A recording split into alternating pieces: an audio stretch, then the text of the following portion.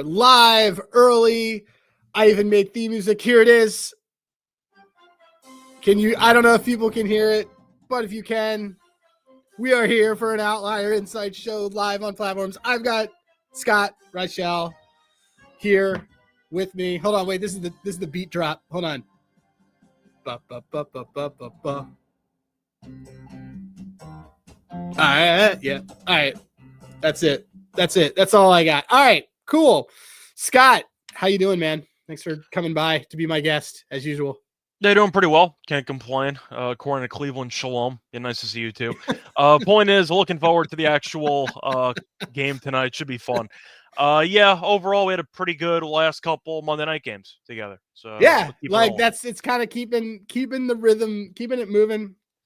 And I'm gonna put on my headphones at this point now that no one needs to hear everything. It's so cool that I guess basically can do whatever. What Corey is just wizard, like, you know, such a tech wizard. I'm such a boom. All right, I'm gonna jump right into this. Look, I even made I made us as circles. Ooh. So people can see that. So let's see. All right. So all that being said, first of all, let's start off with what this game is. We got Denver laying a touchdown. And at home on Monday night, we got Cleveland Browns. Big picture. I'm going to sell high on Jameis Winston. I'm actually also going to do this there you go. That's a lot better. I'm going to sell high on Mr. Jameis Winston overall. I'm not interested in laying it with Denver, but I think that this is a great Browns spot or Broncos spot, especially considering the Ravens just lost their 5th game and are definitely going to be a wild card team. So this is a pretty key game for Denver to win in terms of wild card seeding. What are your immediate thoughts, Scott? So if we're actually just looking at the side and total, I mean, the spread looks pretty big. I think Denver's been a lot better the last couple of weeks. I think Bo Nix is starting to, I don't want to say totally solve the NFL, but I think he should be one of the favorites to win Offensive Rookie of the Year. I think Daniels might have taken back the lead, though, after what happened on Sunday against Tennessee. Point is, though, he's been very good. Nothing against Bo Nix. He's been solid. Him and Payton have worked out together. The defense has been solid as well, especially when they're facing off against bad teams. I might as well add that caveat. They've not been great against good teams, but against bad teams, they take care of business. It is pretty interesting, though, that Cleveland has extra prep time, since they did play Thursday in that snow globe game against Pittsburgh, and they had extra prep time for this game, and they're still getting 6.5. So I do think the spread feels a bit large. You could argue it's a trap line, and they're trying to dare you to take the Broncos minus 6.5, basically, and maybe you're going to end up doing it or not. But I just think the spread is pretty big. I mean, I know you kind of wanted thoughts on the side and the total. I actually don't mind a teaser in this game. If you want to tease the Broncos, it's a perfect teaser game. I'm a Wong guy, you know. Oh yeah. That belongs on a t-shirt, by the way. But the point is, I do like Wong teasers. I'm more of a Wong dude. I'm more of a Wong guy, you know. Yeah. But either way, point is that I think it's a good teaser game if you want to go with the Broncos or even maybe the Browns. You cross some key numbers as well. But I mean, 6.5 does feel pretty high to me. I get what you said about the overall spot with Baltimore losing again. You know, for an allegedly really good team, the Ravens will lose a lot of games. Just saying. For a team with the alleged MVP of the league, the Ravens lose a lot of games to good teams. I think the updated number on Lamar is plus 800. It's kind of turned into the Josh Allen Saquon That ticket's dead. Dude, your boss, Ryan Kramer, talked about this last night.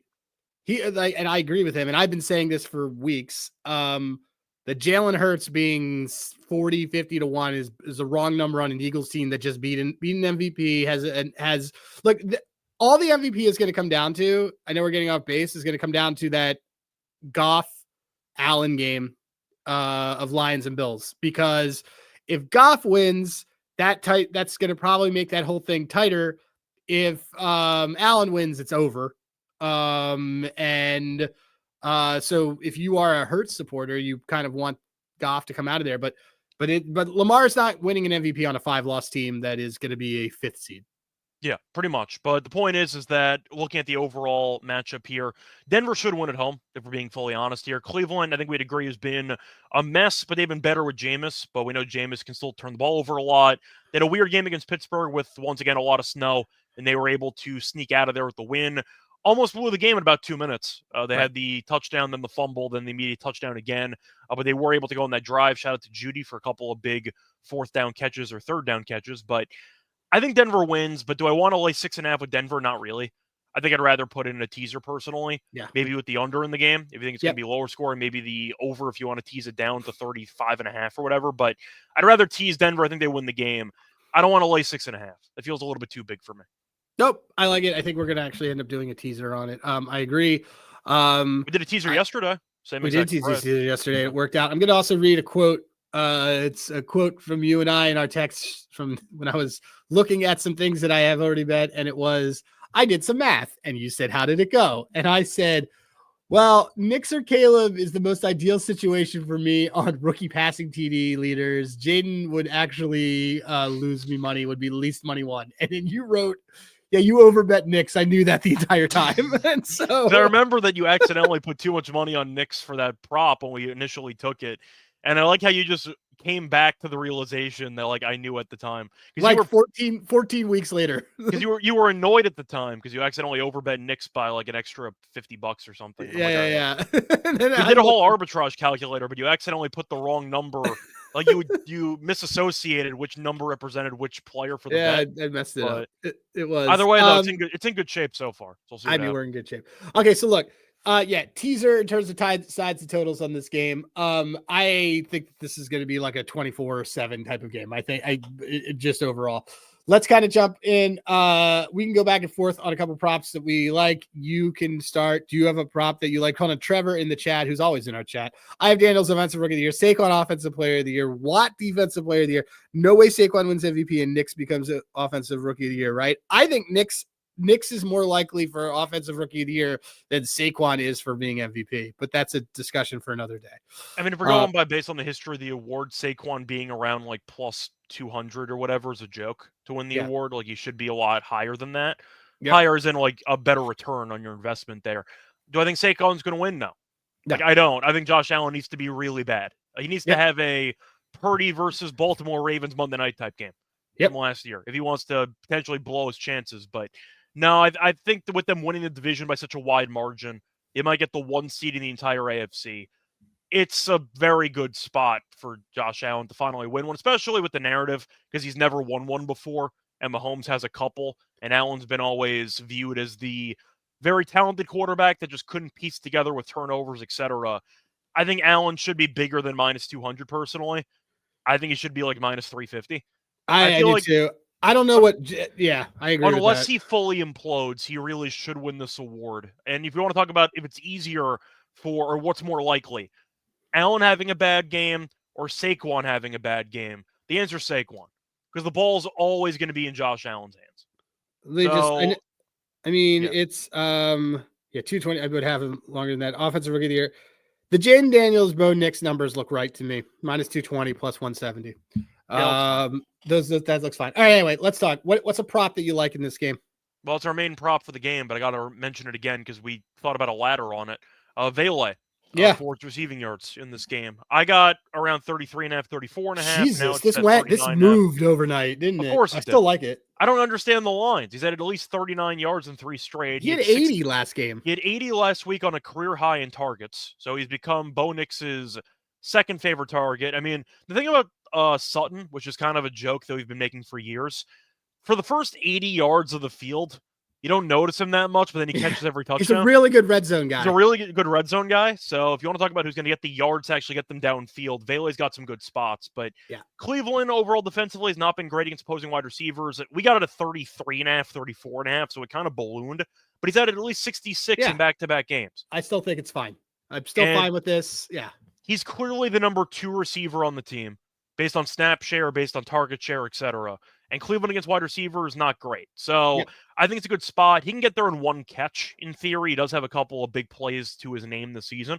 I think it's a low number. I think he's probably going to get to 50 and change in this game, maybe more. Yeah. By the way, I didn't realize Denver has 4 of their 7 wins against the NFC. Interesting. But Cleveland's 1-4 on the road. Yeah, this is I like this. We took this. I like it. I think he's a good guy there. The one that I have that seems to be triggering to a lot of people. I am on the under Elijah Moore receiving yards. I get that it is actually moving away from me, and that's fine. I don't care. I don't think that. First of all, people are like, yeah, he's going to get the Tillman targets, and that's fantastic. I think Tillman's actually a very, very good wide receiver. I think Elijah Moore is fine. I think that this is also a very good passing defense. Both Levi Wallace and Surtain are pretty good cornerbacks. And I just think that the pace and stuff is going to be too slow for them to be able to make this happen. Like 40, like, like he also just doesn't generally do it. You can't really argue with me that it was like a game. Like someone was telling me like, oh, well, they were getting blown out and that's why he did this, or they were getting blown out and he didn't hit it. Competitive game and he hit it. Getting blown out and he didn't hit it.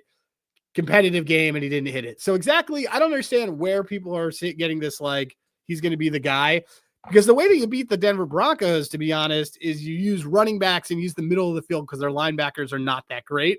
They do not have a good tackling linebacker since Singleton got hurt earlier this year, former Eagle.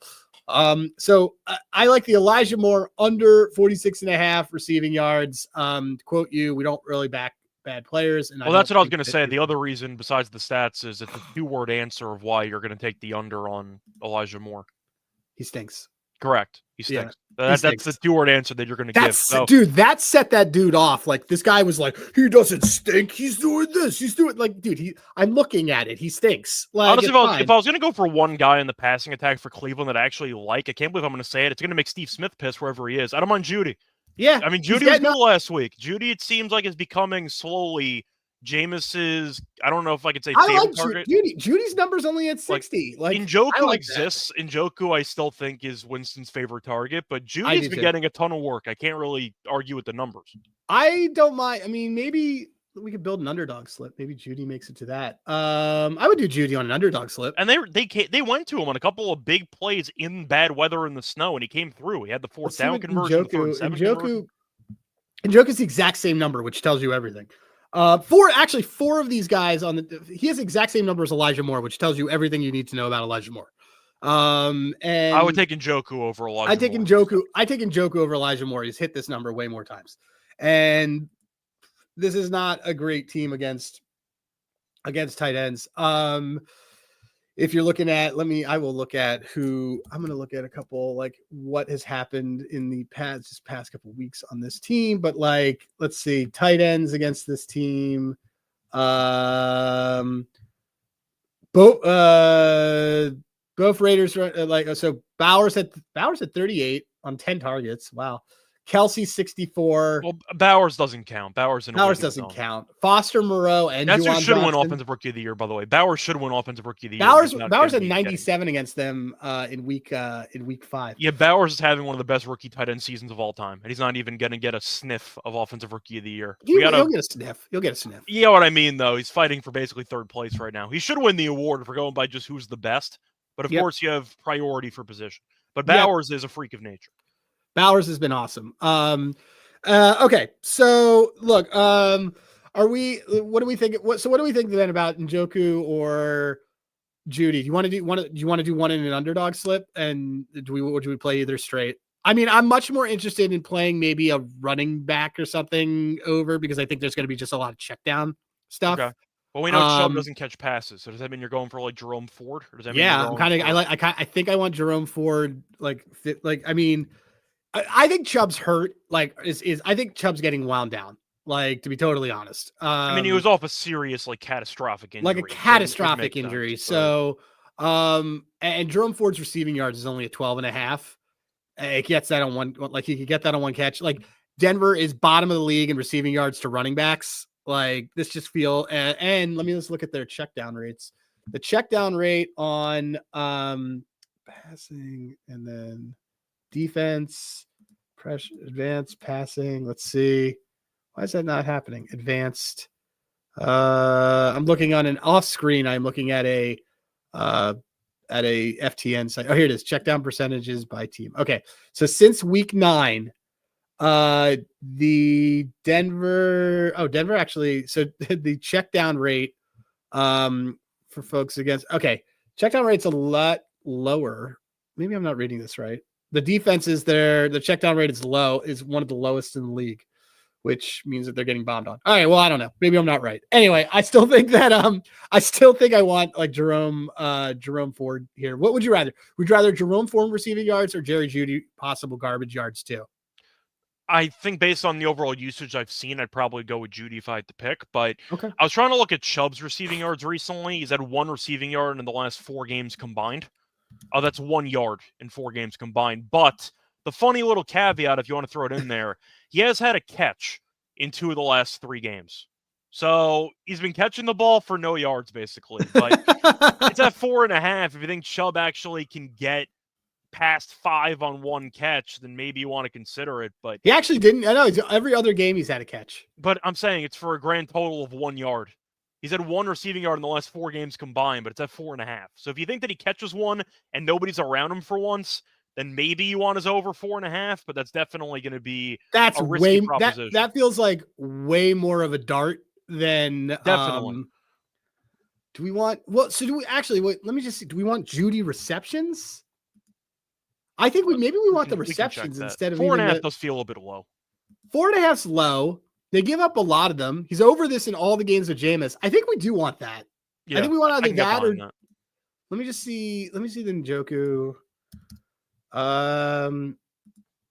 Njoku's is super high.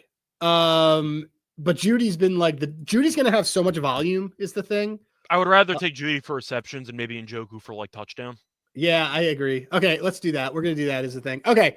Is there anything else that I also took a Denver first sack, which I like. Someone's asking, what about Atkins? I'm just not trying to buy a lot of Cleveland guys. That's the thing. So, some of it's game script dependent. You think they're going to lose and you have them scoring 10 points. So yeah, it's not even just that. It's just sort of if I'm going to here's another thing we can look at. If you want something else that I would want, rather than play darts with other guys, what's Jameis attempts? That's actually the exact prop I was thinking of when you mentioned the script. So I'm fine. Jameis, so this attempts is super low. I would take this. I'm tossing out the last game because they played in the snow. I'm talking about I'm fine with this. I'm fine actually with I'd rather this than because I'd rather this than the Jeudy receptions. That's fine. Yeah. Well, I mean, they're going to let him throw. Yeah. So, yeah. Okay, cool.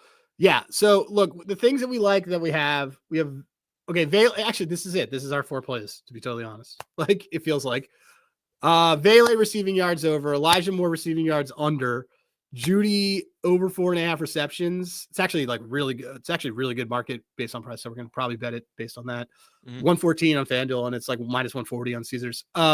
And the same deal with his passing, Winston passing attempts over 35.5, which is below a key number. So those are 3 things that we do like. Right. You have Ford receiving yards from Brandon Porter.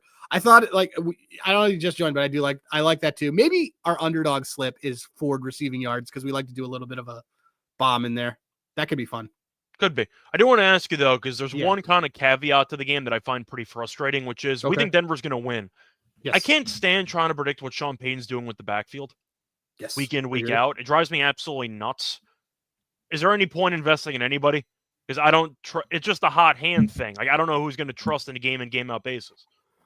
I just like Vele and I like Sutton for touchdowns. That's kind of where I'm at. I'm just saying for the running backs, I don't want to go anywhere near anybody.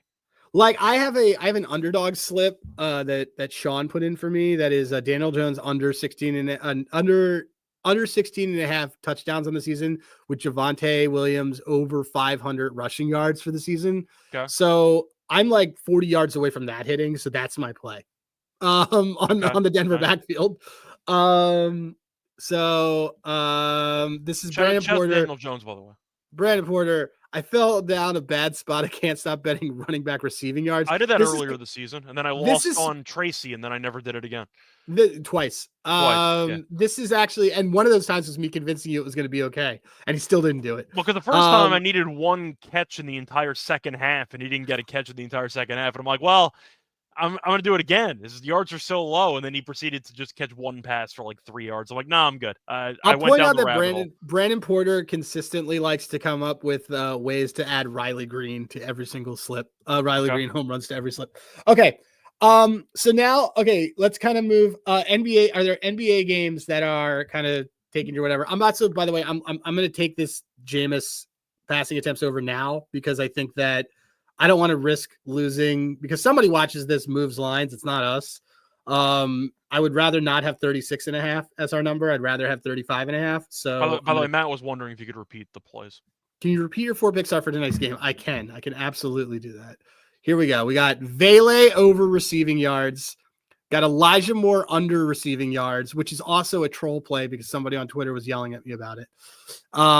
We got Jameis Winston over 35.5 passing attempts because I don't, and then Jerry Jeudy over 4.5 receptions. Why not alt attempts? Because I don't want to pay more money for a lower number right now. It's below a key number. It's below 36, which is the most common passing number it lands on, and he averages 40. So I'm going to do that. So I'm just going to take the 35.5.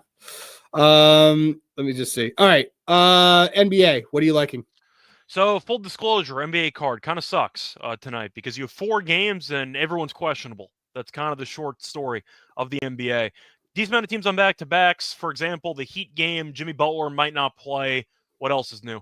Boston might be without Jaylen Brown and Derek White and Porzingis. So, yeah, that's kind of what we're talking about. It's kind of a joke day in the NBA. So I didn't go too hard on much, but I did the NBA podcast on SGPN. I did some props.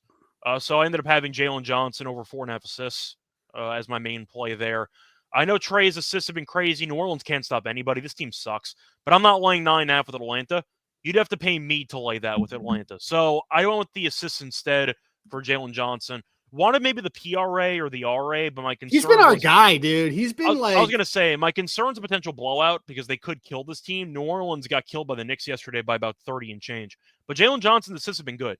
He's had at least 7 assists in like 3 straight games. He had 8 assists against New Orleans in the first meeting of the season. And as long as it's 4.5 at minus 110, I think it's a great price. So I ended up going Jalen Johnson for his assists. You can throw in points if you want to, but I just did assists. So I like the points and assists because I just think, oh my god, he's gonna shred this. Dude, the assists in particular though have been really good lately. Oh my god, he's awesome, dude. Let's just why do we not want what is assists is only 4.5? Yeah, let's take the 4.5 is so. I mean, it's 125 now. I got it at 110 on the show, but and you already have this in the slip. I took Yes, we have. Like, I mean, basically what I'm saying is like, are we betting this? I'll ask you. Do you prefer the PA or do you prefer just the A? So I feel like we used all of our. Yeah, I want the assists. I'll just take it at the 125. It's such a low number at 4.5. It's such a low number. Yeah, I like the 125. The thing that I liked. So the other day we had him for 20 points, and they were up like 35, and with a minute left in the game, and him with 17 points for no reason whatsoever, he jacked a 3 to win. I forgot if that was a cup game or if that was the other game, but that was a cup game. That's why he was still in because they had to get some point differential. So, yeah, I like the assists because we don't have to worry about anything else there, and he's just been racking them up. So and New Orleans gives up a ton of assists to everyone. Yeah, let's do that. We got that one. We'll do the over 4.5 assists. I liked going over to the Nets and Bulls game. God, man, it's like a broken record, man. I'm just going to Vuk. Vuk 20 points. Good player. He's just a good player. Quietly could be an all-star. Quietly, he's had that good of a year. He's been fantastic. Who I don't know who's supposed to stop Vuk, but he's like his floor is 20 points. And you're getting it at even money. Like I get it. People are gonna say, oh, he said 19 a bunch. Yeah, I get it, guys. But the reality situation is that you're basically getting even money for him to get one more point. And he should, like, the Nets are terrible on the interior. Like, didn't he kill the Nets in the first meeting of the season? I'm trying to remember. Yeah, I mean, it's not even, it's so good that it's not even on here. He had 28 points. 28 points. Look, it's such a high number. They won't even show us on the thing. It's just too high. Yeah, I like Vuk, 20 points.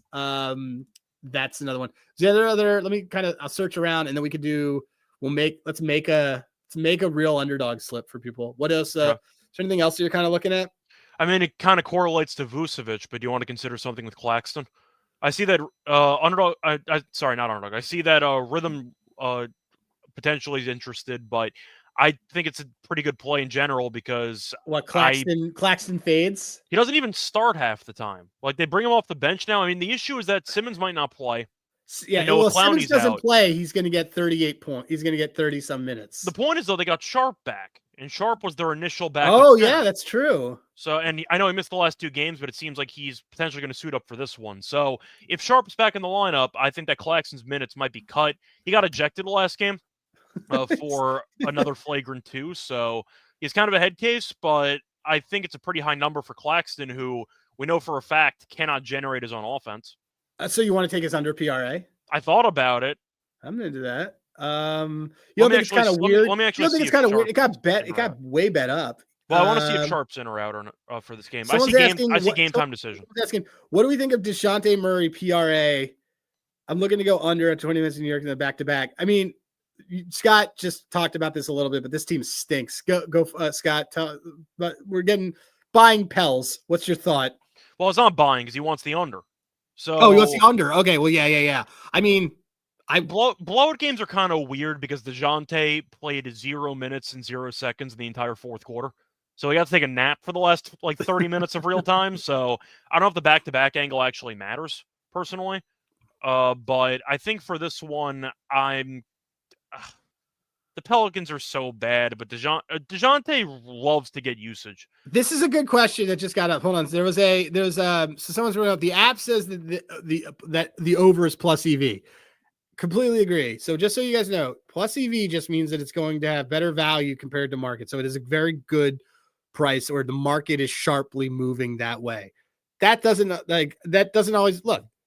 Nick Claxton has completely gone under on every single one of these things, but his under. I thought the under was. See, I'm just asking. The under is sometimes it happens, man. Like it don't confuse EV with it being like the better play. It just means it's the sharper side. Well, just to be clear, you said the app has over on EV. Which prop are we talking about? He's talking about DeJounte Murray. Okay, he's talking about Murray. Okay. Yeah. Revenge narrative also for Murray, if you're into that. I'm not into that. It's flip-flopping.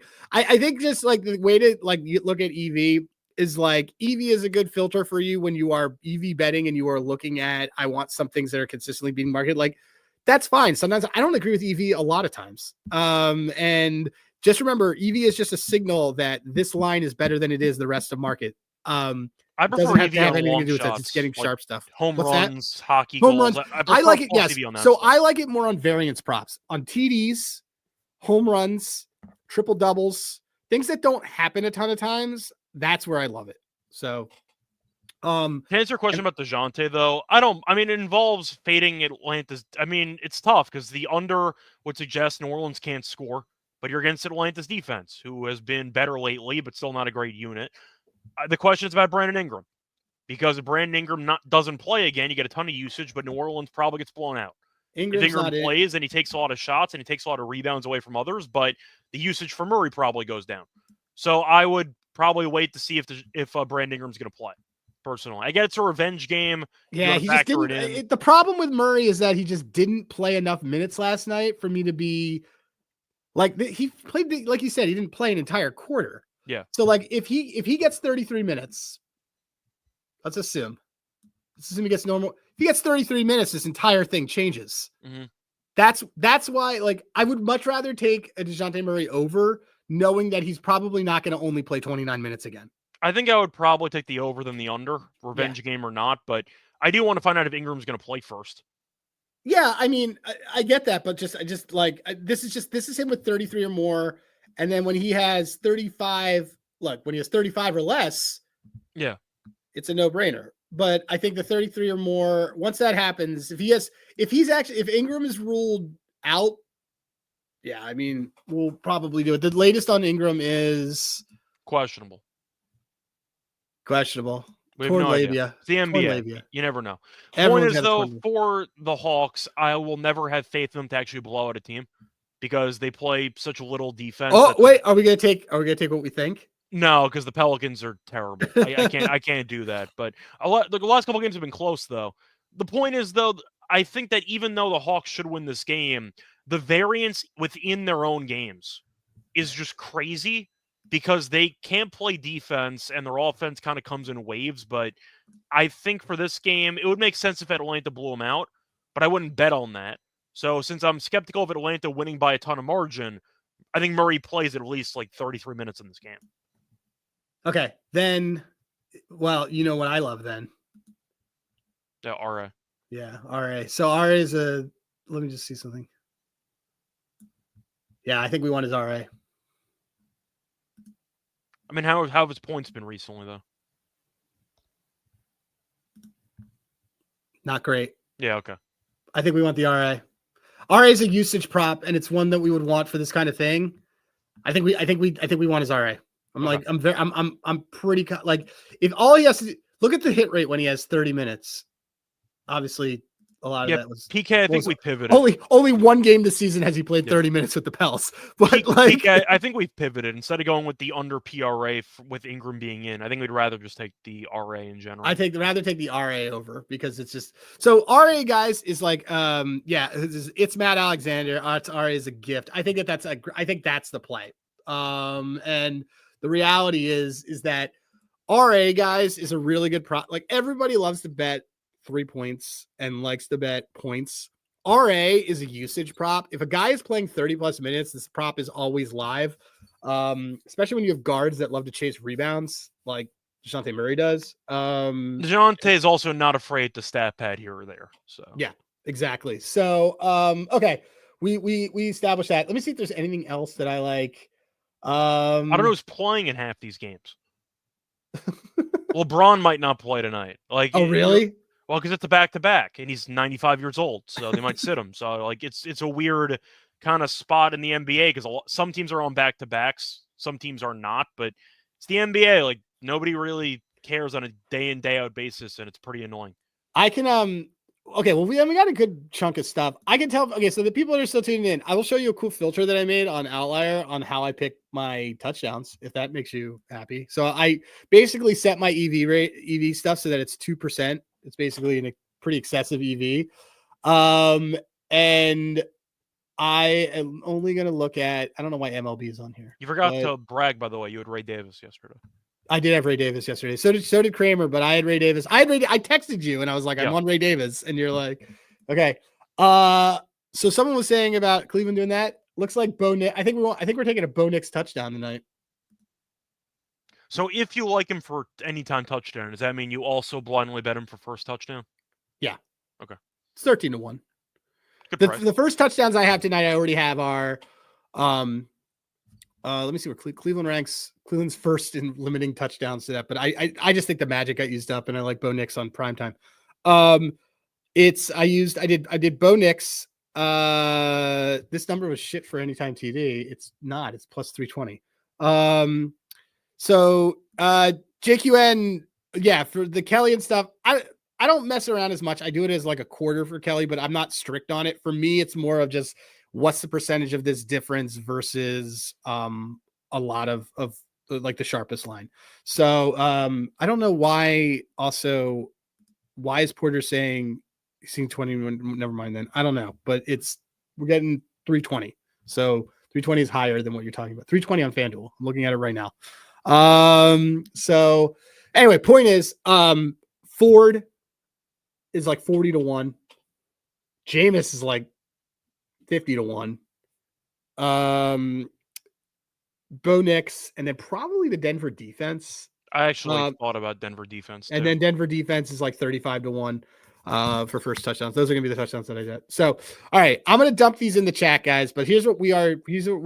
Scott and I are putting hard-earned real money on. Vele over receiving yards, Elijah Moore under receiving yards, Jerry Jeudy over receptions, which we're actually going to do in an underdog play. We're not going to do that here. Jameis Winston over passing attempts, a Bo Nix touchdown, Jalen Johnson assists, DeJounte Murray RA, and Vuk points. So Jalen in that underdog entry too. Yeah, we should do that. We should do the Jalen. We actually, like maybe we do Jalen over assists, Jeudy over receptions. Yeah, that's actually, there it is. That's under that. You can do those two, and if you want to throw in DeJounte in there, you can. I kind of want to do DeJounte. Oh, it's little juice. So yeah, why don't we do that? Why don't we do those three? There you go. There's our underdog entry that we're gonna do. We're gonna do Jalen Johnson over 4.5 assists, DeJounte over RA, and then Jerry Jeudy over 4.5 receptions. So cool. And that way we don't have to buy a whole bunch more. Yep. So there you go. That's it. There it is, guys. Okay, cool. All right, Scott, tell people where they can find you. You can find me on Twitter at Right Show Radio. You can find me on the SGPN shows. I'm on the NBA show, WNBA show as well, MLB show, but it's the off season, so nobody cares. And tennis show. We're back in a couple weeks. They have the next gen final starting in a couple weeks. So we have Sinner to win the Australian Open. Yes, we do, because they gave us a tennis boost for no reason after the season was already over. So we have Sinner to win that already. So hopefully that works out. But yeah, once again, a couple podcasts in the off season. You can also find me on Twitter at Right Show Radio. Cool. All right. So for Scott, I'm Adam at Hey Rosenberg. You guys know where to find me. Slide into DMs, do all those things. Philly's going to trade Bohm. Thank God. I agree. I hope we're getting Bregman, but I think we're getting him or getting Willie. Bohm was your favorite guy. I hated Bohm. I know you did. Shout out to Trevor his first round though in the home run derby. CBB talk. I mean, I don't have any. We don't have it's a Monday. It's all the Catholic schools playing. But is that a fact? I like Catholics play on Monday. No, I just made that up. I do like some of the I do like Old Dominion because I think it's a really good spot. I like a good home dog on a Monday. You know, Old Dominion's royalty. I mean, they're the Monarchs. I mean, they are. I dated the quarterback stepmom of their football team in college. Yes, you've told me that before. I know. That's like the only thing. It's a good one though. She's not one of my friends. Okay. So look, look, Trevor's giving out a free pick. ODU. Well, I got a red flag in there immediately. Air Force. You're putting money on Air Force? Money line? Come on, man.